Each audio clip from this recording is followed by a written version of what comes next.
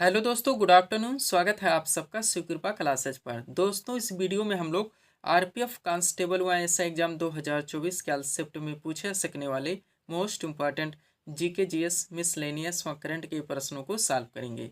दोस्तों, आपके एग्जाम्स में स्टैटिक जीके जीएस मिसलेनियस व करंट के जितने भी टॉपिक से क्वेश्चंस पूछे जाने हैं, उन सभी टॉपिक्स को कलेक्ट करके ए टू जेड एक एक क्वेश्चन व एक एक फैक्ट चुन चुन के डाला गया है।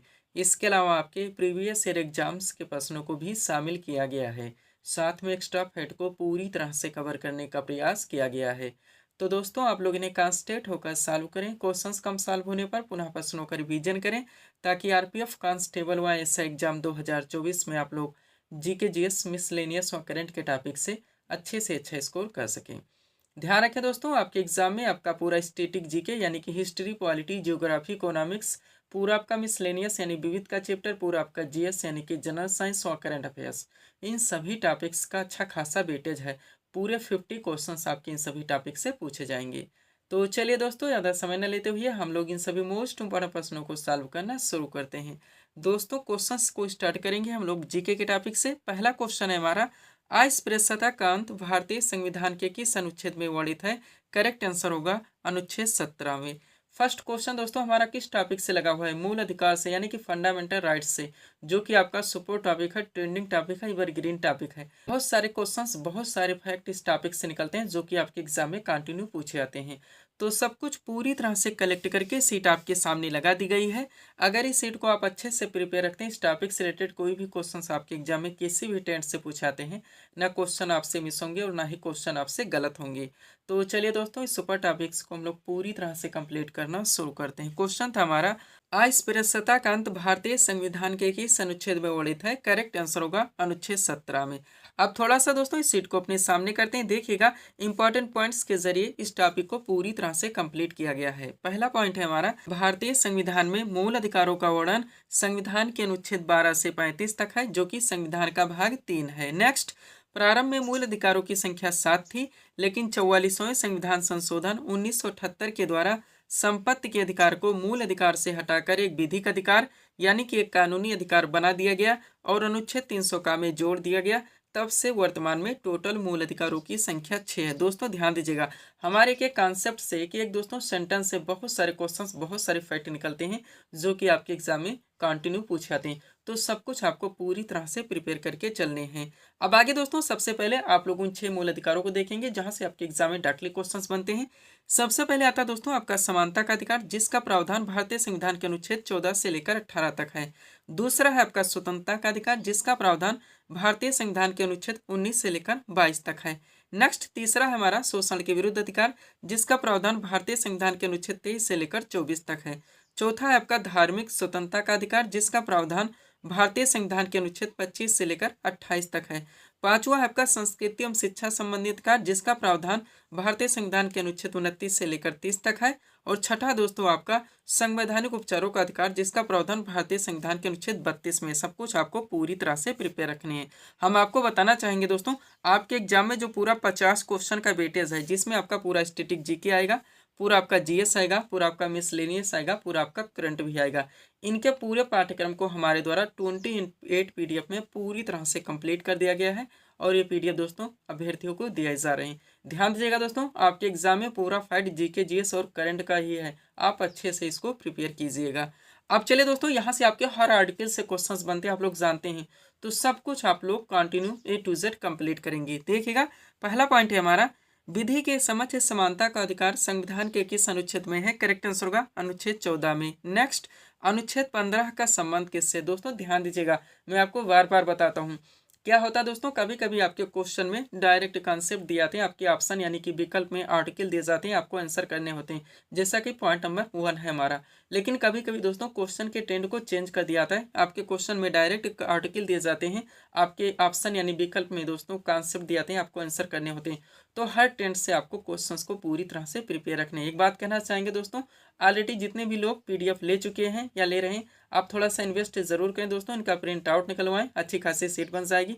आप अच्छे से पढ़ सकते हैं, अंडरलाइन लगा के रिवाइज कर सकते हैं। और अगर आप इतना कर लेते हैं, कम से कम समय में बिना इधर उधर भटके आप लोगों की प्रिपरेशन अच्छे खासे ढंग से क्लियर हो जाती है। और पीडीएफ को इस फॉर्मेट में बनाया भी गया है कि आपको पढ़ने में भी बहुत अच्छा लगेगा और सारी चीज़ें आपकी दोस्तों कंटिन्यू क्लियर भी हो जाएंगी। तो चलिए सेकंड पॉइंट है आपका, अनुच्छेद 15 का संबंध किससे है? करेक्ट आंसर होगा धर्म, मूलवंश, जाति, लिंग या जन्म स्थान के प्रतिषेध से। नेक्स्ट, अनुच्छेद 16 की बात की जाए दोस्तों तो इसमें लोक नियोजन के विषयों में अवसर की समानता का प्रावधान किया गया है। यह आप कह सकते हैं कि सरकारी पद प्राप्ति के समान अवसर का प्रावधान किया गया है। अनुच्छेद 17 की बात की जाए तो इसमें अस्पृश्यता केंद्र का प्रावधान किया गया है और अनुच्छेद 18 में दोस्तों उपाधियों केंद्र का प्रावधान किया गया है। अनुच्छेद 19 की बात की जाए तो विचारों और व्यक्ति की स्वतंत्रता का प्रावधान किया गया है और अनुच्छेद 20 में दोस्तों अपराधों के लिए दोष सिद्धि के संबंध में संरक्षण का प्रावधान किया गया है। अनुच्छेद 21 की बात की जाए तो इसमें प्राण और दैहिक स्वतंत्रता के संरक्षण का प्रावधान किया गया है और अनुच्छेद 21 का में दोस्तों 6 से 14 वर्ष तक के सभी बच्चों को अनिवार्य और निःशुल्क शिक्षा का प्रावधान किया गया है। मोस्ट इंपॉर्टेंट आपका कॉन्सेप्ट रहेगा, ध्यान दीजिएगा। अनुच्छेद 23 की बात की जाए दोस्तों तो इसमें मानव दुर्व्यापार एवं बलात्श्रम का प्रतिषेध किया गया है और अनुच्छेद 24 में दोस्तों कारखानों आदि में बालकों के नियोजन का प्रतिषेध किया गया है। अनुच्छेद 29 की बात की जाए तो इसमें अल्पसंख्यक वर्गों के हितों के संरक्षण का प्रावधान किया गया है और अनुच्छेद 32 में दोस्तों संवैधानिक उपचारों के अधिकारों का प्रावधान किया गया है। इतना यहाँ से भी आपको पूरी तरह से प्रिपेयर रखने हैं। चलिए दोस्तों थोड़ा सा आप नोट देखिए ताकि ये टॉपिक आपका अच्छे से कंप्लीट हो सके, ध्यान दीजिएगा। दोस्तों 44वें संवैधानिक संशोधन 1978, डायरेक्ट ध्यान रखिए आप लोग 42वां कब हुआ था इसलिए हम फोकस करवा रहे हैं। 42वां आपका 1976 में हुआ था, 44वां आपका 1978 में होता है। ये अलग अलग ट्रेंड से दोस्तों कोड के माध्यम से आपके एग्जाम में पूछे जाते हैं। 73वां कब हुआ था? 1992 में और 86वां मोस्ट इंपॉर्टेंट ये 2002 में हुआ था, ध्यान रखिएगा। तो इंपॉर्टेंट नोट है हमारा 44वें संवैधानिक संशोधन 1978 ने स्पष्ट किया कि राष्ट्रपति द्वारा राष्ट्रीय आपातकाल के दौरान यानी कि अनुच्छेद 20 जिसमें प्रावधान किया गया अपराधों के लिए दोष सिद्धि के संबंध में संरक्षण और अनुच्छेद 21 जिसमें प्रावधान किया गया जीवन और व्यक्तिगत स्वतंत्रता की सुरक्षा को निलंबित नहीं किया सकता।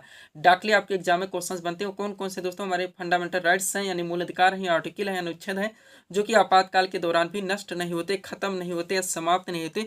तो अनुच्छेद 20 और 21 है। लास्ट पॉइंट देखिएगा आप लोग, भारतीय संविधान में वर्णित मूल अधिकार यूएसए के संविधान से लिया गया, ये भी आप लोग ध्यान रखेंगे। सब्सक्राइब करें दोस्तों आप हमारी स्टडी चैनल शिव कृपा क्लासेस को इसी तरह के वीडियोस के लिए। आगे बढ़ेंगे दोस्तों, थोड़ा सा पीडीएफ के बारे में बात होगी, पुनः हम लोग अगले टॉपिक्स को कंप्लीट करेंगे। देखिएगा दोस्तों एसएससी ऑल एग्जाम्स और रेलवे ऑल एग्जाम्स का ऑल इन वन नया वर्जन कंबाइंड पीडीएफ हमारे द्वारा पूरी तरह से प्रिपेयर किया गया है। कारण है दोस्तों आप लोग जानते हैं एसएससी में भी और रेलवे में भी आपकी बहुत सारी वैकेंसी लग गई हैं, कई वैकेंसी का आपका टियर 2 भी लगा हुआ है। तो हम चाहते हैं दोस्तों अलग अलग वैकेंसी के लिए अब आपको अलग अलग पीडीएफ लेने की आवश्यकता ना पड़े, इसलिए इसे डिटेल में पूरी तरह से दोस्तों प्रिपेयर किया गया है। इस पीडीएफ को बनाने में आपके एसएससी और रेलवे के विभिन्न एग्जाम्स के प्रीवियस ईयर एग्जाम्स के क्वेश्चंस को भी पूरी तरह से एनालाइज किया गया है और वहां से भी मोस्ट क्वेश्चंस को कलेक्ट किया गया है। इसके अलावा दोस्तों आपके क्वेश्चंस के वेटेज को, उनके लेवल को, उनके ट्रेंड को भी पूरी तरह से ध्यान में रखा गया है। वैकेंसी की बात की जाए दोस्तों तो आप लोग जानते हैं हाल ही में सीजीएल टियर 1 आपका समाप्त हुआ, टियर 2 की तैयारी है, ईएमटीएस भी आपका दोस्तों समाप्त हो चुका है। आप लोग जानते हैं काफी हेल्पफुल गया दोस्तों हमारा पीडीएफ, इसमें भी जीडी आपकी दोस्तों लग ही चुकी है, रेलवे में आरपीएफ कांस्टेबल और एसआई एग्जाम डेट लग ही चुका है, LPR technician NTPC group D ऐसे कई एग्जाम्स आपके लगी हुई हैं। तो दोस्तों इसमें से किसी भी वैकेंसीज में अच्छी फाइट के लिए आप इस पीडीएफ को परचेस कर सकते हैं। मात्र 100 रुपीज़ इसकी पेड फीस रखी गई। व्हाट्सअप नंबर आप लोगों के सामने जहां पर आप जुड़कर पीडीएफ ले सकते हैं। इसमें दोस्तों आपका पूरा साइंस का भी स्पेशल पीडीएफ आएगा यानी फिजिक्स, केमिस्ट्री, बायो का, पूरा आपका स्टैटिक जीके यानी हिस्ट्री, पॉलिटी, जियोग्राफी, इकोनॉमिक्स और पूरा आपका मिसलेनियस यानी विविध का भी स्पेशल पीडीएफ आएगा, पूरा आपका करंट का भी स्पेशल पीडीएफ आएगा। बढ़ते हैं दोस्तों हम लोग अगले टॉपिक्स की ओर।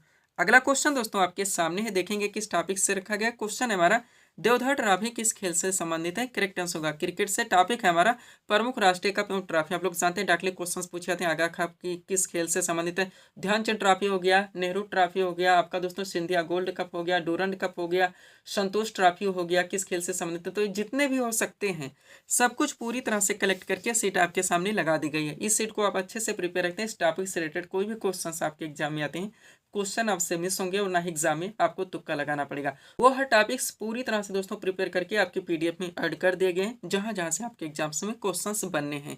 तो चलिए दोस्तों इस सुपर टॉपिक्स को हम लोग पूरी तरह से कंप्लीट करना शुरू करते हैं। क्वेश्चन था हमारा देवधर ट्रॉफी किस खेल से संबंधित है? करेक्ट आंसर होगा क्रिकेट से। टॉपिक है हमारा प्रमुख राष्ट्रीय कप एवं ट्रॉफियां। अब चलिए दोस्तों थोड़ा सा इस सीट को अपने सामने करते हैं। देखिएगा एक तरफ खेलों के नाम दिए गए हैं और दूसरी तरफ दोस्तों संबंधित कप एवं ट्रॉफियों के नाम दिए गए हैं। स्टार्ट करते हैं हम लोग हॉकी से। तो सबसे पहले आगा खा कप आपका मोस्ट हुआ रहेगा ही। इसके अलावा बेगम रसूल ट्रॉफी जो कि महिलाओं की प्रतियोगिता है, महाराजा रणजीत सिंह गोल्ड कप, ये भी ध्यान रखें। लेडी रतन टाटा ट्रॉफी, ये भी महिलाओं का है। गुरु नानक चैंपियनशिप, ये भी महिलाओं का है। ध्यानचंद ट्रॉफी आपका most important, Nehru trophy most important, Scindia gold cup और बेलिंगटन कप, इतने कप एवं ट्रॉफियां दोस्तों रिलेटेड हैं जो कि हॉकी खेल में दिए जाते हैं।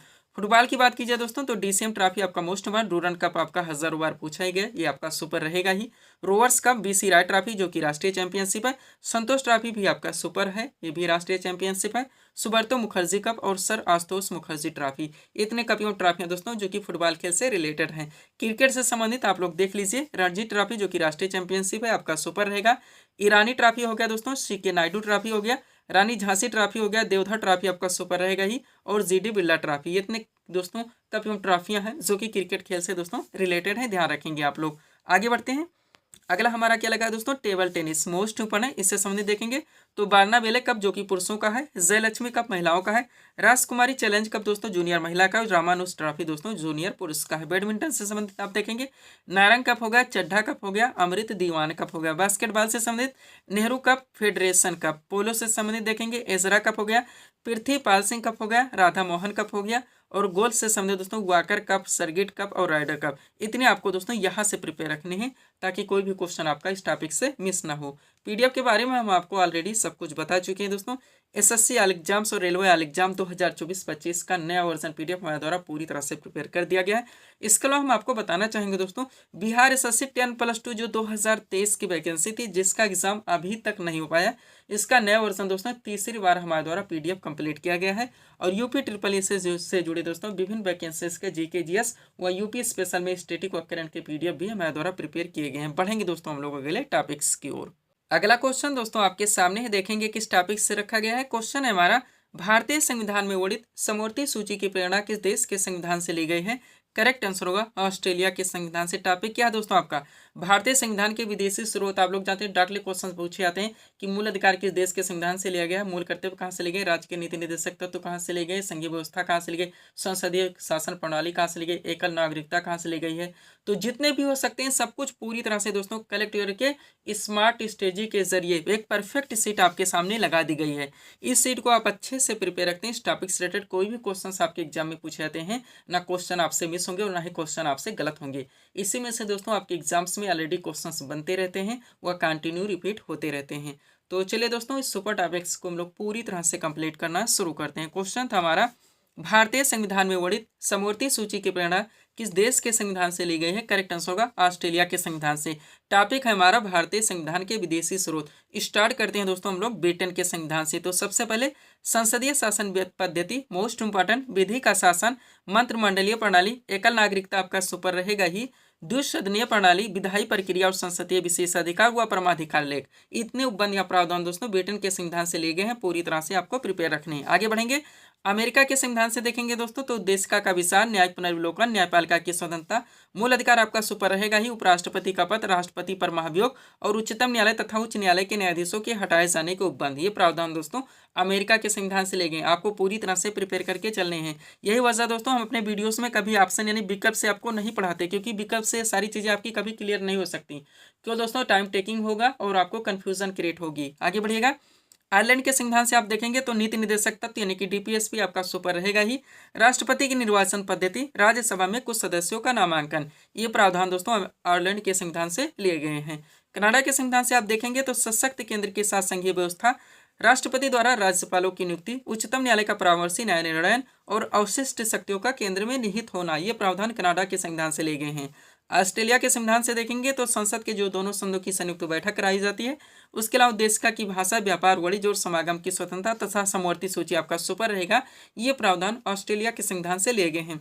जापान के संविधान से आप देखेंगे तो विधि द्वारा स्थापित प्रक्रिया, और फ्रांस के संविधान से देखेंगे दोस्तों तो गणतंत्र की अवधारणा का प्रावधान, ध्यान रखिएगा आप लोग। आगे बढ़ते हैं, अगला हमारा क्या दोस्तों देखेंगे हम लोग, दक्षिण अफ्रीका के दोस्तों संविधान से देखेंगे हम लोग तो सबसे पहले संविधान संशोधन की जो व्यवस्था नहीं, आर्टिकल 368 आपका सुपर रहेगा, यहाँ से लिए गए। इसके अलावा राज्यसभा के सदस्यों का निर्वाचन, ध्यान रखेंगे आप लोग, ये प्रावधान दोस्तों दक्षिण अफ्रीका के संविधान से लिए गए हैं। और लास्ट आपका रूस यानी पूर्व सोवियत संघ के संविधान से देखेंगे तो आपका मूल कर्तव्य सबसे पहले फंडामेंटल ड्यूटीज, इसके अलावा प्रस्तावना में जो शब्द जोड़े गए सामाजिक, आर्थिक एवं राजनीतिक, ये प्रावधान दोस्तों पूर्व सोवियत संघ यानी कि रूस के संविधान से लिए गए। इतना यहाँ से आपको पूरी तरह से प्रिपेयर करके चलने हैं। बढ़ेंगे दोस्तों हम लोग अगले टॉपिक्स की ओर। अगला क्वेश्चन दोस्तों आपके सामने देखेंगे किस टॉपिक से रखा गया है। क्वेश्चन है हमारा 1857 ईस्वी के विद्रोह का नेतृत्व लखनऊ से किसने किया था।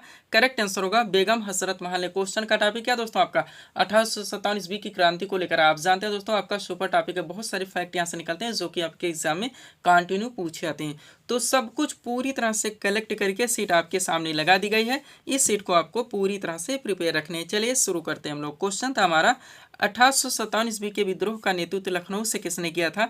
करेक्ट आंसर होगा बेगम हजरत महल ने। अब चलिए दोस्तों सीट को थोड़ा सा अपने सामने करते हैं। देखिएगा इंपॉर्टेंट पॉइंट्स के जरिए इस टॉपिक को पूरी तरह से कंप्लीट किया गया है। पहला पॉइंट है हमारा 29 मार्च 1857। जो दोस्तों जरूर ध्यान रखें, जहां पे हम डेट मेंशन करते हैं आप प्रिपेयर रहिए। क्वेश्चन ऑलरेडी बनते इसलिए हमारे द्वारा मेंशन कर दिया जाता है। पॉइंट हमारा 29 मार्च 1857 ईस्वी को मंगल पांडे, आप जानते हैं इनका नाम इनके साथ जुड़ा हुआ है, नामक एक सैनिक ने बैरकपुर में गाय की चर्बी मिले कारतूसों को मुंह से काटने से स्पष्ट मना कर दिया।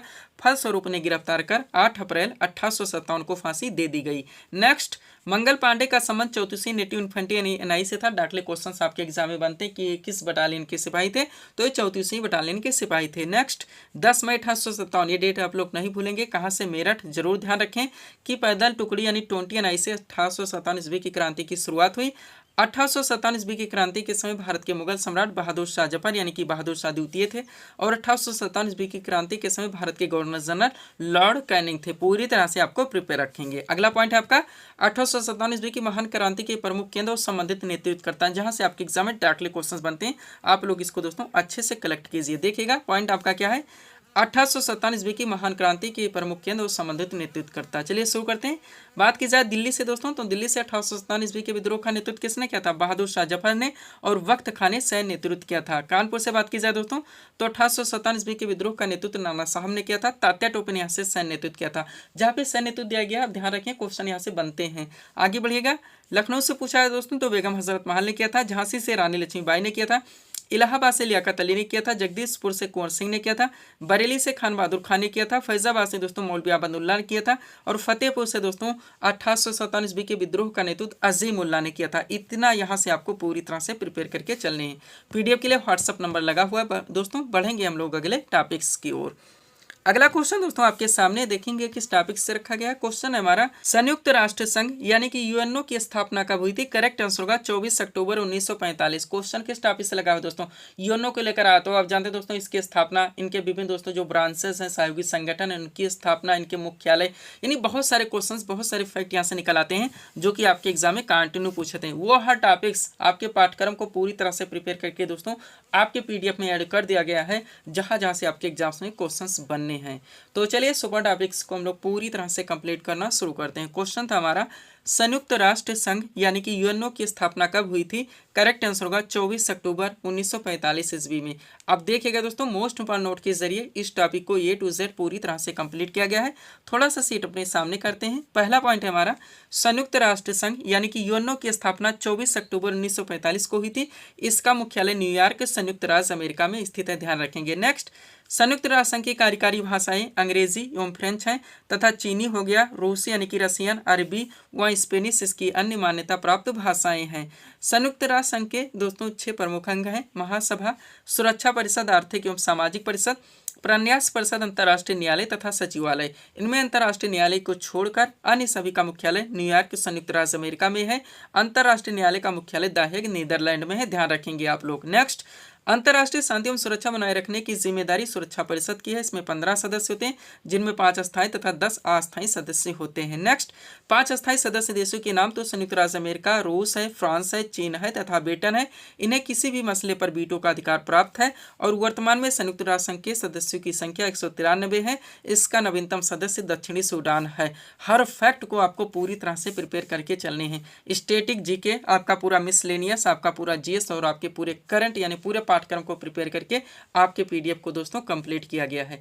अब देखिएगा दोस्तों, आपका इंपॉर्टेंट पॉइंट है संयुक्त राष्ट्र संघ के विशिष्ट सहयोगी संगठन, इनके स्थापना वर्ष और मुख्यालय, दोनों चीजों आपको दोस्तों पूरी तरह से प्रिपेयर रखने, ध्यान दीजिएगा। चलिए शुरू करते हैं। सबसे पहले संगठन के नाम दिए गए, फिर स्थापना वर्ष दिया गया, फिर मुख्यालय। बात की जाए अंतर्राष्ट्रीय श्रम संगठन यानी ILO की, तो इसकी स्थापना 1919 में हुई थी। मुख्यालय जेनेवा स्विट्जरलैंड में है। संयुक्त राष्ट्र खाद्य एवं कृषि संगठन यानी FAO की बात की जाए, इसकी स्थापना 1945 में हुई थी। मुख्यालय रोम इटली में है। अंतर्राष्ट्रीय मुद्रा कोष यानी IMF की बात की जाए, इसकी स्थापना 1945 में हुई थी। मुख्यालय वाशिंगटन DC में है। अंतर्राष्ट्रीय पुनर्निर्माण एवं विकास बैंक की बात की जाए, इसकी स्थापना 1945 में हुई थी। मुख्यालय इसका वाशिंगटन DC में है। यूनेस्को फुल फॉर्म जरूर ध्यान रखें, हालांकि करंट की सेट में मेंशन है सब कुछ। UNESCO यानी कि united nations educational scientific and cultural organisation, संयुक्त राष्ट्र शैक्षिक वैज्ञानिक एवं सांस्कृतिक संगठन, जिसकी स्थापना 1945 में हुई थी। मुख्यालय पेरिस फ्रांस में है। विश्व स्वास्थ्य संगठन यानी WHO की बात की जाए, इसकी स्थापना 1948 में हुई थी। मुख्यालय जेनेवा स्विट्जरलैंड में है। ध्यान रखेंगे आप लोग। आगे बढ़िएगा। अगला आपका क्या दोस्तों, अंतर्राष्ट्रीय दूर संचार संघ, जिसकी स्थापना 1961 में हुई थी। मुख्यालय जेनेवा स्विट्जरलैंड में है। यूनिसेफ आपका सुपर रहेगा, ध्यान दीजिएगा। इसका दोस्तों फुल फॉर्म आप लोग कमेंट करके जरूर बताएंगे। स्थापना 1946 में हुई थी। मुख्यालय न्यूयॉर्क USA में है। अंतर्राष्ट्रीय परमाणु ऊर्जा अभिकरण की बात की जाए, स्थापना 1997 में थी। मुख्यालय वियना ऑस्ट्रिया में है। अंतर्राष्ट्रीय नागरिक उड्डयन संस्थान की बात की जाए, स्थापना 1944 में हुई थी। मुख्यालय मॉन्ट्रियल कनाडा में है। और विश्व मौसम विज्ञान संगठन यानी INMO की बात की जाए, स्थापना 1991 में हुई थी। मुख्यालय जेनेवा स्विट्जरलैंड में है। इतना यहाँ से आपको पूरी तरह से प्रिपेयर करके चलने हैं। अभी पे दोस्तों छोटा सा आपका एक टॉपिक ऐड हो जाता है। हम चाहते हैं इस टॉपिक को भी आप लोग यहीं पे पूरी तरह से कंप्लीट कर सकें। टॉपिक क्या है आपका, महत्वपूर्ण जितने भी दोस्तों अंतर्राष्ट्रीय संगठन यानी ऑर्गेनाइजेशंस हैं, उनकी स्थापना भी कब हुई थी और उनके भी मुख्यालय हम चाहते हैं दोस्तों आप यहीं पे पूरी तरह से क्लियर कर लें। चलिए देखिएगा, सबसे पहले संगठन के नाम दे दिए हैं, स्थापना वर्ष है और मुख्यालय, सारी चीजें आपकी दी गई हैं। बात की जाए राष्ट्रमंडल, तो इसकी स्थापना 1949 में हुई थी। मुख्यालय लंदन UK में है। रेड क्रॉस की स्थापना 1863 में हुई थी। मुख्यालय जेनेवा स्विट्जरलैंड में है। इंटरपोल की स्थापना दोस्तों 1923 में हुई थी। मुख्यालय लियास फ्रांस में है। उत्तरी अटलांटिक संधि संगठन यानी NATO की बात हो रही है, ध्यान दीजिएगा। 1949 में स्थापना हुई थी। मुख्यालय ब्रुसेल्स बेल्जियम में है। यूरोपीय संघ यानी EU की बात हो रही है, स्थापना 1965 में हुई थी। मुख्यालय ब्रुसेल्स बेल्जियम में ही है। दक्षिण एशियाई क्षेत्रीय सहयोग संगठन यानी SAARC की बात हो रही है, ध्यान दीजिएगा। स्थापना 1985 में हुई थी। मुख्यालय काठमांडू नेपाल में है। आगे बढ़ेंगे हम लोग। अगला आपका क्या है दोस्तों, देखेंगे हम लोग। पेट्रोलियम निर्यातक देशों का संगठन यानी OPEC की बात हो रही है, स्थापना 1960 में हुई थी। मुख्यालय वियना ऑस्ट्रिया में है। और एशियाई विकास बैंक यानी ADB की बात की जाए, स्थापना 1967 में हुई थी। मुख्यालय मनीला फिलीपींस में है। इतना यहाँ से भी आपको पूरी तरह से प्रिपेयर करके चलने हैं। PDF के लिए दोस्तों WhatsApp नंबर हमारा लगा हुआ है। बढ़ेंगे दोस्तों हम लोग अगले टॉपिक्स की ओर। अगला क्वेश्चन दोस्तों आपके सामने, देखेंगे किस टॉपिक से रखा गया। क्वेश्चन है हमारा, पुलित्जर पुरस्कार किस क्षेत्र में प्रदान किया जाता है। करेक्ट आंसर होगा पत्रकारिता के क्षेत्र में। टॉपिक क्या है दोस्तों आपका, जितने भी राष्ट्रीय और अंतर्राष्ट्रीय लेवल के पुरस्कार हैं सम्मान किस क्षेत्र में दिए जाते हैं। डाकली पूछा जाता है दोस्तों, कलिंग पुरस्कार के क्षेत्र में दिया जाता है, द्रोणाचार्य पुरस्कार के क्षेत्र में दिया जाता है, ऑस्कर पुरस्कार के क्षेत्र में दिया जाता है, भारत रत्न किस क्षेत्र में दिया जाता है। तो सब कुछ पूरी तरह से कलेक्ट करके सीट आपके सामने लगी हुई है। इस सीट को आपको पूरी तरह से प्रिपेयर रखनी है। चलिए शुरू करते हैं। क्वेश्चन था हमारा, पुलित्जर पुरस्कार किस क्षेत्र में दिया था। करेक्ट आंसर होगा पत्रकारिता के क्षेत्र में। चलिए शुरू करते हैं। देखिएगा, सबसे पहले हम लोग दोस्तों अंतर्राष्ट्रीय लेवल के जितने पुरस्कार सम्मान हैं और किस क्षेत्र में दिए जाते हैं उनको आप लोग कवर करेंगे। पुनः आगे दोस्तों हम लोग राष्ट्रीय लेवल के जितने पुरस्कार सम्मान है किस क्षेत्र में दिए जाते हैं उनको हम लोग कंप्लीट करेंगे। स्टार्ट करते हैं। बात की जाए नोबेल पुरस्कार की दोस्तों, तो ध्यान दीजिएगा, सबसे पहले टोटल ये 6 क्षेत्रों में दिया जाता है। उन क्षेत्रों के नाम जरूर ध्यान रखें। साहित्य होगा, चिकित्सा, भौतिकी, रसायन, अर्थशास्त्र एवं शांति। इसका नाम जरूर ध्यान रखेंगे दोस्तों, क्योंकि अगर क्वेश्चन के ट्रेंड को हम चेंज कर दें कि निम्न में से किस क्षेत्र में नोबेल पुरस्कार नहीं दिया जाता है, ऐसे में अगर आप 6 क्षेत्रों के नाम याद नहीं रखते आप क्वेश्चन सॉल्व नहीं कर पाएंगे। पुलित्जर पुरस्कार दोस्तों पत्रकारिता के क्षेत्र में दिया जाता है। ऑस्कर पुरस्कार फिल्म क्षेत्र में दिया जाता है, ध्यान रखेंगे आप लोग। आगे बढ़िएगा। अगला है आपका दोस्तों कलिंग पुरस्कार, जो कि विज्ञान के क्षेत्र में दिया जाता है। बुकर पुरस्कार साहित्य के क्षेत्र में दिया जाता है। ग्रैमी पुरस्कार संगीत के क्षेत्र में दिया जाता है। रमन मैग्सेसे पुरस्कार सरकारी सेवा हो गया, जन सेवा, पत्रकारिता, साहित्य तथा संचार, अंतर्राष्ट्रीय समझ के क्षेत्र में दिया जाता है। और महात्मा गांधी शांति पुरस्कार दोस्तों शांति के क्षेत्र में दिया जाता है। इतना यहाँ से आपको पूरी तरह से प्रिपेयर रखने हैं। अब चलिएगा दोस्तों, राष्ट्रीय लेवल के जितने पुरस्कार सम्मान है किस क्षेत्र में दिया जाता है उनको आप लोग कंप्लीट करेंगे। देखिएगा, एक तरफ राष्ट्रीय पुरस्कार के नाम दिए गए, दूसरी तरफ संबंधित क्षेत्र के नाम। सबसे पहले भारत रत्न से स्टार्ट करेंगे, तो ध्यान दीजिएगा, कला हो गया, साहित्य हो गया, विज्ञान हो गया, खेल के क्षेत्र में विशिष्ट सेवा तथा जन सेवा के लिए इस पुरस्कार दोस्तों दिया जाता है। आगे बढ़िएगा। दादा साहब फाल्के पुरस्कार फिल्म के क्षेत्र में दिया जाता है। ज्ञानपीठ पुरस्कार साहित्य के क्षेत्र में दिया जाता है। सरस्वती सम्मान भी साहित्य के क्षेत्र में दिया जाता है। व्यास सम्मान भी साहित्य के क्षेत्र में दिया जाता है। कबीर पुरस्कार सामाजिक सद्भाव के क्षेत्र में दिया जाता है। द्रोणाचार्य पुरस्कार खेल प्रशिक्षण के क्षेत्र में दिया जाता है। ध्यान रखेंगे जो भी टॉपिक्स जहाँ पे उठाए थे उनको 100% वहीं पे कलेक्ट कर लिया जाता है दोस्तों, पूरी तरह से हर ट्रेंड से, चाहे कितनी भी बुक्स से दोस्तों हमें मटेरियल का कलेक्शन क्यों ना करना पड़े। आगे बढ़िएगा। मेजर ध्यानचंद खेल रत्न पुरस्कार खेल सराहनीय प्रदर्शन करने वाले खिलाड़ी को दिया जाता है। अर्जुन पुरस्कार खेल के क्षेत्र में। शांति स्वरूप दोस्तों भटनागर पुरस्कार ये विज्ञान के क्षेत्र में दिया जाता है। आगे बढ़िएगा। धन्वंतरी पुरस्कार चिकित्सा के क्षेत्र में। थोड़ा सा कॉमन सेंस लगाएंगे कि धन्वंतरी कौन थे तो आपको आंसर मिल जाएगा। बोरलाग से भी थोड़ा सा कॉमन सेंस लगाएंगे तो आपको मिलेगा। कृषि की पैदावार में उल्लेखनीय योगदान के लिए दिया जाता है। चमेली देवी पुरस्कार पत्रकारिता के क्षेत्र में दिया जाता है। गोविंद वल्लभ पंत पुरस्कार दोस्तों सर्वश्रेष्ठ सांसद को दिया जाता है। ध्यान रखेंगे। पीडीएफ के लिए हमारा दोस्तों व्हाट्सअप नंबर है। बढ़ेंगे दोस्तों हम लोग अगले टॉपिक्स की ओर। अगला क्वेश्चन दोस्तों आपके सामने है, देखेंगे किस टॉपिक से रखा गया है। धर्म के 24वें एवं अंतिम तीर्थंकर कौन थे? करेक्ट आंसर होगा महावीर स्वामी। क्वेश्चन किस टॉपिक से लगाया गया दोस्तों? जैन धर्म से। देखिए क्वेश्चन को कैसे मेंशन किया गया है, जैन धर्म के 24वें एवं अंतिम। इसका अर्थ ये हुआ दोस्तों कि जैन धर्म में टोटल 24 तीर्थंकर हुए थे। अब मोस्ट वन दोस्तों सीट आपके सामने है। जैन धर्म से जितने भी फैक्ट निकल सकते हैं आपके एग्जाम्स के लिए, सब कुछ पूरी तरह से कलेक्ट करके सीट आपके सामने लगाई गई है। आप इसको पूरी तरह से प्रिपेयर रखेंगे। चलिए शुरू करते हैं। क्वेश्चन था हमारा, जैन धर्म के 24वें एवं अंतिम तीर्थंकर कौन थे? करेक्ट आंसर होगा महावीर स्वामी। अब देखिएगा एक एक पॉइंट, एक एक फैक्ट आप लोग कॉन्सेंट्रेट होकर सॉल्व करेंगे। पहला है, जैन धर्म के प्रथम तीर्थंकर ऋषभदेव थे, इन्हें इस धर्म का संस्थापक भी माना जाता है। नेक्स्ट, जैन धर्म में कुल 24 तीर्थंकर हुए। महावीर स्वामी जैन धर्म के 24वें तीर्थंकर थे, इन्हें जैन धर्म का वास्तविक संस्थापक माना जाता है। महावीर स्वामी का जन्म 540 ईसा पूर्व में कुंडग्राम वैशाली में हुआ था।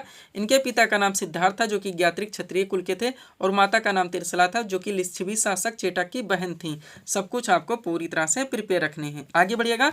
अगला पॉइंट है दोस्तों आपका, महावीर स्वामी के पत्नी का नाम यशोदा था। ध्यान रखेंगे। नेक्स्ट, 30 वर्ष की आयु में महावीर स्वामी ने गृह त्याग किया। 42 वर्ष की अवस्था में जुर्मी ग्राम यानी कि ऋषपालिका नदी के किनारे 12 वर्ष की तपस्या के बाद इन्हें ज्ञान की प्राप्ति हुई। महावीर स्वामी का महापरिनिर्वाण 468 ईसा पूर्व में पावापुरी में हुआ था। ध्यान रखेंगे। आगे बढ़िएगा। महावीर स्वामी ने 5 महाव्रतों के पालन का उपदेश दिया। 5 महाव्रत हैं, सत्य है, अहिंसा है, अस्तेय है, अपरिग्रह है, ब्रह्मचर्य। इनके नाम जरूर ध्यान रखेंगे। इनमें से शुरू के जो 4 महाव्रत हैं वो जैन धर्म के 23वें तीर्थंकर पार्श्वनाथ के थे। अंतिम महाव्रत जो ब्रह्मचर्य है दोस्तों, इसको महावीर स्वामी ने जोड़ा था। महावीर स्वामी ने अपने उपदेश प्राकृत भाषा में दिए थे। जैन धर्म अनिश्वरवादी है, जरूर ध्यान रखेंगे। कालांतर में जैन धर्म 2 संप्रदाय श्वेतांबर एवं दिगंबर में बढ़ गया। श्वेतांबर संप्रदाय के अनुयायी श्वेत वस्त्र धारण करते थे, जबकि दिगंबर संप्रदाय के अनुयायी वस्त्रों का परित्याग करते थे। पूरी तरह से आपको प्रिपेयर रखने। अब आगे बढ़िएगा दोस्तों। जैन धर्म की जो महासंगीतियां उनको आप लोग कलेक्ट करेंगे। जानते होंगे 2 संगीतियों का आयोजन किया गया था। सबसे पहले इसमें संगीतियों के क्रम दिए गए हैं, समय दिया गया है, स्थल दिया गया है, अध्यक्षता दी गई है। बात की जाए प्रथम जैन संगीति की दोस्तों, तो इसका आयोजन 322 ईसा पूर्व से 298 ईसा पूर्व में की गई थी, पाटलिपुत्र में स्थूलभद्र की अध्यक्षता में। और द्वितीय दोस्तों जैन संगीति 512 ईस्वी में वल्लभी में की गई थी, देव ऋषिगढ़ी या क्षमा स्वर्ण के नेतृत्व में। इतना यहाँ से आपको पूरी तरह से दोस्तों प्रिपेयर रखने, ध्यान दीजिएगा। आगे बढ़ेंगे दोस्तों अगले टॉपिक्स की ओर। अगला क्वेश्चन आपके सामने है, देखेंगे किस टॉपिक से लगाया गया है। क्वेश्चन है हमारा, आजाद हिंद फौज की स्थापना किसने और कब की थी? करेक्ट आंसर होगा रास बिहारी बोस ने 1942 ईस्वी में। क्वेश्चन का टॉपिक क्या दोस्तों? जितने भी महत्वपूर्ण सामाजिक धार्मिक आंदोलन है उनके समाज सुधारक। आप लोग जानते हैं दोस्तों, आपका सुपर टॉपिक है ये। डाकली आपके एग्जाम में क्वेश्चन पूछाता है कि दोस्तों आर्य समाज की स्थापना किसने की थी, ब्रह्म समाज की स्थापना किसने की थी, सत्य शोधक समाज की स्थापना किसने की थी, प्रार्थना समाज की स्थापना किसने की थी। तो यहाँ पे दोस्तों संस्थापक के साथ साथ स्थापना वर्ष भी मेंशन कर दिया गया, यानी आपकी परफेक्ट सीट आपके सामने है। अगर इसको अच्छे से प्रिपेयर रखते हैं, किसी भी टेंट से आपके क्वेश्चन मिस नहीं हो सकते। दोस्तों जो भी टॉपिक्स हमारे द्वारा उठाए जाते हैं 100% हर टेंट से उनको वहीं पे पूरी तरह से कंप्लीट किया जाता है। मुझे जितने भी बुक्स है दोस्तों इस मटेरियल को कलेक्शन करने में लग जाए। चलिए शुरू करते हैं हम लोग। क्वेश्चन था हमारा, आजाद हिंद फौज की स्थापना किसने और कब की थी? करेक्ट आंसर होगा रास बिहारी बोस ने 1942 ईस्वी में। चलिए दोस्तों इस सीट को थोड़ा सा अपने सामने करते देखिएगा। सबसे पहले इसमें संस्थाओं के नाम दिए गए, फिर स्थापना वर्ष, फिर दोस्तों संस्थापक के नाम। बात की जाए एशियाटिक सोसाइटी, जिसकी स्थापना 1784 में की गई थी विलियम जोन्स के द्वारा। आत्मीय सभा की स्थापना 1815 में की गई थी राजा राम मोहन राय के द्वारा। वेदांत कॉलेज की स्थापना 1825 में की गई थी राजा राम मोहन राय के द्वारा। और ब्रह्म समाज की स्थापना भी 1828 में की गई थी राजा राम मोहन राय के द्वारा। आगे बढ़ेंगे। तत्वबोधिनी सभा की स्थापना 1839 में की गई थी देवेंद्र नाथ ठाकुर के द्वारा। इंडियन एसोसिएशन की स्थापना 1876 में की गई थी आनंद मोहन बोस और सुरेंद्र बनर्जी के द्वारा। व पूना सार्वजनिक सभा की स्थापना 1867 में की गई थी MG रानाडे के द्वारा। ध्यान रखेंगे आप लोग। आगे बढ़ते हैं। अगला आपका क्या दोस्तों? प्रार्थना समाज मोस्ट इंपॉर्टेंट, जिसकी स्थापना 1867 में की गई थी आत्माराम पांडुरंग के द्वारा। आर्य समाज की स्थापना 1875 में की गई थी स्वामी दयानंद सरस्वती के द्वारा। बेलूर मठ की स्थापना 1887 में की गई थी स्वामी विवेकानंद के द्वारा। और रामकृष्ण मिशन की स्थापना 1897 में की गई थी स्वामी विवेकानंद के द्वारा, ध्यान रखेंगे। Next, servants of India society, Bharat सेवक समाज भी लिख के आता है, स्थापना 1905 में की गई थी गोपाल कृष्ण गोखले के द्वारा। अभिनव भारत सोसाइटी की स्थापना 1904 में की गई थी बिनाक दामोदर सावरकर के द्वारा। मुस्लिम लीग की स्थापना 1906 में की गई थी आगा खान सलीमुल्लाह खान के द्वारा। अनुशीलन समिति की स्थापना दोस्तों 1907 में की गई थी बारेंद्र घोष और भूपेंद्र दत्त के द्वारा, ध्यान रखेंगे आप लोग। आगे बढ़ते हैं। अगला आपका क्या दोस्तों, विश्व भारती जिसकी स्थापना 1912 में की गई थी रविन्द्रनाथ ठाकुर के द्वारा। गदर पार्टी की स्थापना 1913 में की गई थी लाला हरदयाल के द्वारा। हिंदू महासभा की स्थापना 1915 में की गई थी मदन मोहन मालवीय के द्वारा। वह होम रूल लीग की स्थापना 1916 में की गई थी तिलक एवं एनी बेसेंट के द्वारा, ध्यान रखेंगे। आगे बढ़िएगा। खिलाफत आंदोलन की स्थापना 1919 में हुई थी अली बंधु के द्वारा। स्वराज पार्टी की स्थापना 1923 में हुई थी मोतीलाल नेहरू एवं चित्तरंजन दास के द्वारा। राष्ट्रीय स्वयं सेवक संघ की स्थापना 1927 में हुई थी डॉक्टर BS हेडगेवार एवं BS मुंजे के द्वारा। वह हिंदुस्तान सोशलिस्ट रिपब्लिकन आर्मी की स्थापना 1928 में हुई थी भगत सिंह एवं चंद्रशेखर आजाद के द्वारा, पूरी तरह से आपको ध्यान रखनी है। आगे बढ़िएगा। खुदाई खिदमतगार की स्थापना 1929 में की गई थी खान अब्दुल गफ्फार खां के द्वारा। फॉरवर्ड ब्लॉक की स्थापना 1939 में की गई थी सुभाष चंद्र बोस के द्वारा। आज़ाद हिंद फौज की स्थापना 1942 में की गई थी रास बिहारी बोस के द्वारा। और आज़ाद हिंद सरकार की स्थापना 1943 में की गई थी सुभाष चंद्र बोस के द्वारा। इतना यहाँ से आपको पूरी तरह से प्रिपेयर रखनी है। आगे बढ़ेंगे दोस्तों, सब्सक्राइब करें आप हमारे स्टडी चैनल शिव कृपा क्लासेज को इसी तरह के वीडियोज़ के लिए। अगला क्वेश्चन दोस्तों आपके सामने है, देखेंगे किस टॉपिक से रखा गया है। क्वेश्चन है हमारा, भारतीय राष्ट्रीय कांग्रेस की स्थापना कब हुई थी? करेक्ट आंसर होगा 28 दिसंबर 1885 ईस्वी में। क्वेश्चन का टॉपिक क्या दोस्तों, भारतीय राष्ट्रीय कांग्रेस की स्थापना को लेकर आया हुआ। तो आप जानते हैं दोस्तों भारतीय राष्ट्रीय कांग्रेस की स्थापना, इनके विभिन्न अधिवेशन, उनके अध्यक्ष, उसके बाद में दोस्तों विभिन्न जो प्रस्ताव का निर्माण, यानी बहुत सारे क्वेश्चन, बहुत सारे फैक्ट यहाँ से निकलते हैं जो कि आपके एग्जाम में कंटिन्यू पूछे जाते हैं। तो मोस्ट वांट सीट दोस्तों आपके सामने लगाई गई है। अगर इस सीट को आप अच्छे से प्रिपेयर रखते हैं, आपको अपने एग्जाम्स के लिए बहुत सारे क्वेश्चन दोस्तों इस टॉपिक से पूरी तरह से क्लियर रहेंगे। तो चलिए दोस्तों इस सुपर टॉपिक्स को हम लोग पूरी तरह से कंप्लीट करना शुरू करते हैं। क्वेश्चन था हमारा, भारतीय राष्ट्रीय कांग्रेस की स्थापना कब हुई थी? करेक्ट आंसर होगा 28 दिसंबर 1885 ईस्वी में। आप चलिए दोस्तों सीट को थोड़ा सा अपने सामने करते हैं, देखिएगा एक्स्ट्रा फैक्ट के जरिए इस टॉपिक को पूरी तरह से कंप्लीट किया गया है। पहला पॉइंट है हमारा, भारतीय राष्ट्रीय कांग्रेस की स्थापना 28 दिसंबर 1885 को बम्बई, जिसे वर्तमान मुंबई कहा जाता है, के गोकुलदास तेजपाल संस्कृत महाविद्यालय में की गई थी। इसमें कुल 72 प्रतिनिधियों ने भाग लिया था, ये जरूर ध्यान रखेंगे। इसकी स्थापना के समय इसमें दोस्तों जो प्रथम अधिवेशन हुआ था, टोटल 72 प्रतिनिधियों ने भाग लिया था। आगे बढ़ेंगे। भारतीय राष्ट्रीय कांग्रेस के जनक तो ये होम है, आप लोग जानते होंगे। भारतीय राष्ट्रीय कांग्रेस के प्रथम अध्यक्ष व्योमेश चंद्र बनर्जी यानी कि WC बनर्जी थे। उस समय तत्कालीन वायसराय, जरूर ध्यान रखें, भारतीय राष्ट्रीय कांग्रेस की स्थापना के समय भारत के तत्कालीन वायसराय कौन थे? तो दोस्तों लॉर्ड डफरिन थे। नेक्स्ट, भारतीय राष्ट्रीय कांग्रेस के प्रथम मुस्लिम अध्यक्ष बदरुद्दीन तैयब जी। भारतीय राष्ट्रीय कांग्रेस के प्रथम महिला अध्यक्ष एनी बेसेंट। व भारतीय राष्ट्रीय कांग्रेस के वर्तमान अध्यक्ष तो मल्लिकार्जुन खड़गे थे। ये बेसिक चीजें हैं, इनको भी आप लोग पूरी तरह से प्रिपेयर रखिए। आगे बढ़िएगा दोस्तों, अब इस इंपॉर्टेंट पॉइंट्स को आप लोग पूरी तरह से कंप्लीट करेंगे। देखिएगा, पहला पॉइंट है हमारा, 1924 के बेलगाम जो कि कर्नाटक में पड़ते हैं में हुए भारतीय राष्ट्रीय कांग्रेस के अधिवेशन की अध्यक्षता महात्मा गांधी के द्वारा की गई थी। महात्मा गांधी केवल एक बार भारतीय राष्ट्रीय कांग्रेस के अध्यक्ष बने थे। नेक्स्ट, 31 दिसंबर 1929 को भारतीय राष्ट्रीय कांग्रेस का वार्षिक अधिवेशन तत्कालीन पंजाब प्रांत की राजधानी लाहौर में हुआ था। जरूर ध्यान रखें, डेट भी पूरी तरह से प्रिपेयर रखें। इस अधिवेशन की अध्यक्षता भारत में अधिवेशन की इस ऐतिहासिक अधिवेशन में कांग्रेस के पूर्ण दोस्तों स्वराज का घोषणा पत्र तैयार किया गया था। पूर्ण स्वराज को कांग्रेस का मुख्य लक्ष्य घोषित किया गया था और पंडित जवाहरलाल नेहरू के द्वारा दोस्तों इस अधिवेशन की अध्यक्षता की गई थी। ध्यान रखेंगे, पूर्ण स्वराज का दोस्तों जो प्रस्ताव यानी जो घोषणा हुई थी वो इसी अधिवेशन में हुई थी, जो कि 31 दिसंबर 1929 को भारतीय राष्ट्रीय कांग्रेस के लाहौर अधिवेशन में हुआ था। जरूर ध्यान रखेंगे। नेक्स्ट, भारत का राष्ट्रगान जनगण मन है, आप लोग जानते हैं, जो कि 27 दिसंबर 1911, ये जरूर ध्यान रखें, को भारतीय राष्ट्रीय कांग्रेस के कलकत्ता अधिवेशन में गाया गया था।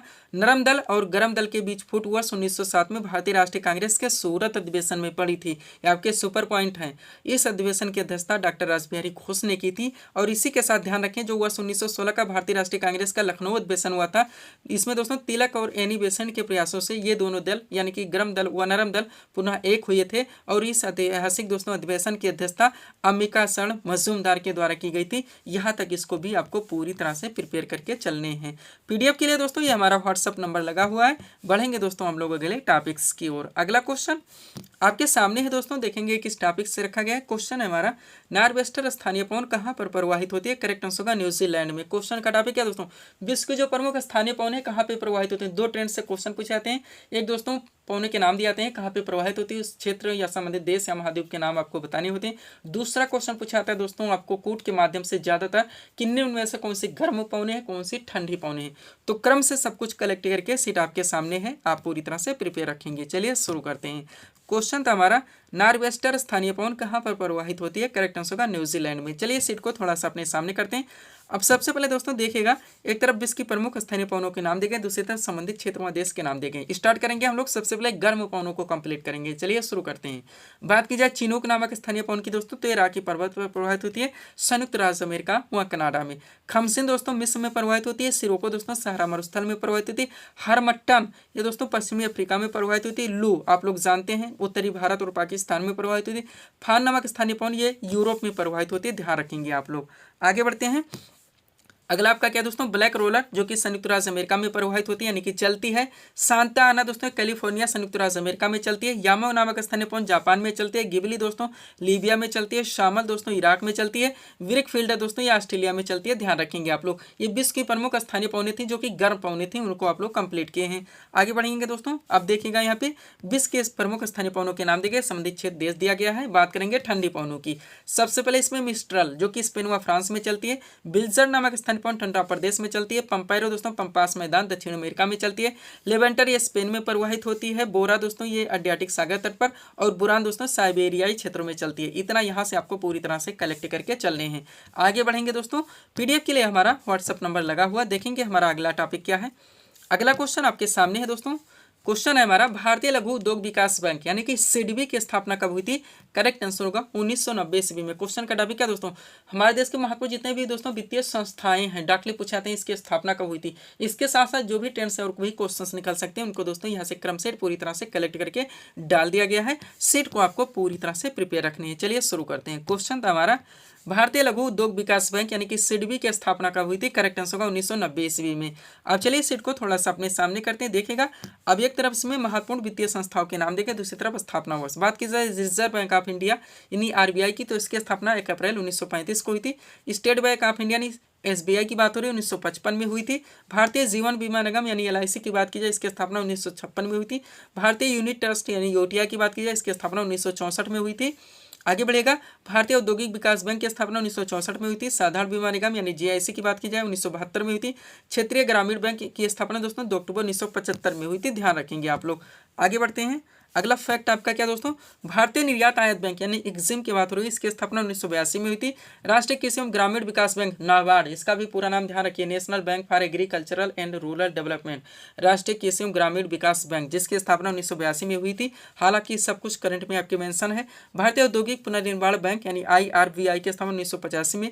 राष्ट्रीय आवास बैंक NSB की बात की जाए 1988 में। और भारतीय लघु उद्योग विकास बैंक यानी सिडबी की बात हो रही है 1990 में हुई थी। यहाँ तक इसको ध्यान रखेंगे। थोड़े से दोस्तों और यहाँ से आप लोग कनेक्ट दोस्तों कंटेंट देखिए ताकि ये टॉपिक आपका पूरी तरह से कंप्लीट हो सके। देखिएगा पहला पॉइंट है, 1881 में ईस्वी में स्थापित अवध कमर्शियल बैंक किसी भारतीय द्वारा संचालित पहला बैंक था। नेक्स्ट, पूर्ण रूप से पहला भारतीय बैंक पंजाब नेशनल बैंक था, इसकी स्थापना 1884 ईस्वी में हुई थी। नेक्स्ट, भारतीय रिजर्व बैंक यानी आरबीआई की बात की जाए, इसकी स्थापना 1 अप्रैल 1935 में हुई थी। 1 जनवरी 1949 को रिजर्व बैंक का राष्ट्रीयकरण किया गया, इसका मुख्यालय मुंबई में है। इंपीरियल बैंक ऑफ इंडिया का 1955 ईस्वी में आंशिक राष्ट्रीयकरण कर इसका नाम स्टेट बैंक ऑफ इंडिया रखा गया। 19 जुलाई 1969 को ईस्वी को दोस्तों 14 बड़े व्यवसायिक बैंकों का राष्ट्रीयकरण किया गया। और 15 अप्रैल 1980 को दोस्तों 6 निजी बैंकों का राष्ट्रीयकरण किया गया। पूरी तरह से आप ध्यान रखेंगे। हालांकि इस वीडियो में दोस्तों हम करंट और साइंस के टॉपिक्स को ऐड नहीं कर पाए हैं, और अगर अब ऐड करेंगे तो वीडियो आपका लंबा खिंच जाएगा। तो मिलते हैं दोस्तों हम आपको अपने अगले वीडियोस में। Thanks for watching.